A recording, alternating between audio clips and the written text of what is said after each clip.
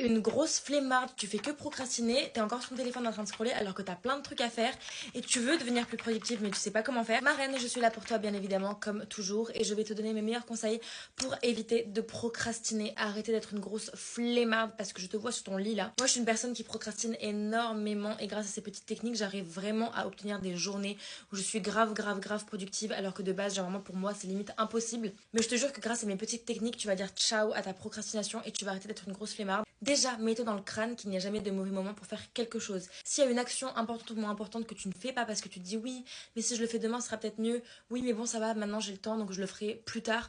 Non, fais-le maintenant. Tu as du temps maintenant, fais-le. En fait, arrête de toujours remettre au lendemain. Arrête de remettre à dans 2 heures, à dans 3 heures, à dans 4 heures. Fais-le. Parce que sinon, toi, tu vas oublier de le faire et au final, tu ne le feras jamais.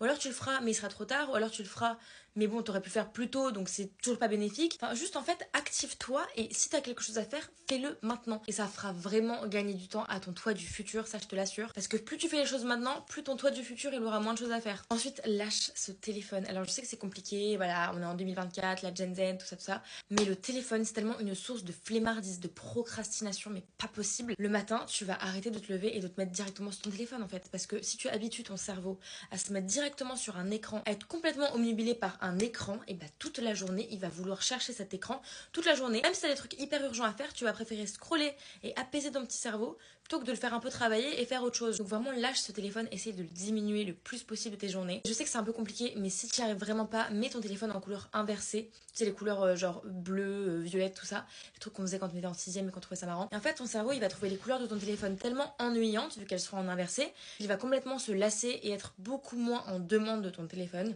Ensuite ça c'est drastique hein, mais si tu as vraiment une tâche que tu veux faire, que tu dois faire, mais tu sais très bien que tu vas procrastiner et que tu ne la feras jamais et qu'au final soit tu auras un retard, soit vraiment bah, tu vas te mettre en fait dans la panade parce qu'il y a des choses qu'il faut faire maintenant qui sont urgentes et vu que tu procrastines, bah, tu le fais. Tu vas donner de l'argent à ton frère, ta soeur, ta mère, ton père, qui tu veux, une amie de confiance, un meilleur pote, ton mec, qui tu veux, tu lui donnes de l'argent et tu lui dis cet argent-là, si à la fin du mois ou si à la fin de la semaine ou si à la fin des 2 semaines qui arrivent, je n'ai pas fait la tâche que je devais faire avant cette deadline, tu gardes l'argent. Après, ça dépend des sommes que tu donnes parce que si tu donnes 2 euros, c'est vrai que bon, 2 euros, voilà. Et essaie de donner quelque chose genre 40 euros, 50 euros pour vraiment qu'il y ait une pression derrière. Et je te jure que tes 50 euros, tu auras envie de les revoir. Et du coup, tu vas faire ton action beaucoup plus rapidement pour être sûr de respecter ta deadline et de revoir ton argent. Ensuite, ça c'est assez personnel, mais moi personnellement, quand j'ai une tâche à faire, quelque chose de manuel ou qu'il faut que je fasse du tri, un truc comme ça qui me saoule et que j'ai pas envie de le faire et que je sais pertinemment que je vais avoir la flemme et que je vais procrastiner, je mets de la musique dans mes oreilles ou je mets une vidéo YouTube ou alors je mets une série en arrière-plan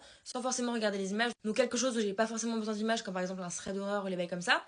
Et en fait le fait d'écouter une vidéo ça va me rendre beaucoup plus productive, le fait d'écouter ma musique. En fait ça me booste à faire ce que je dois faire sans nécessairement être sur mon écran. Et enfin dans ta journée tous les jours, se brosser les dents, manger, s'habiller, etc. C'est des choses que tu ne comptes plus parce que c'est dans ta routine. En fait toutes les choses un peu chiantes que tu dois faire dans la journée ou dans la semaine, et ben en fait tu vas venir les incorporer dans ta routine et du coup petit à petit, et ben en fait tu te rendras même plus compte que tu le feras. Et je te jure que Marine en faisant tout ça, tu vas être beaucoup moins procrastinatrice, beaucoup moins être une grosse flemmarde que je vois là, que je vois à travers mon écran.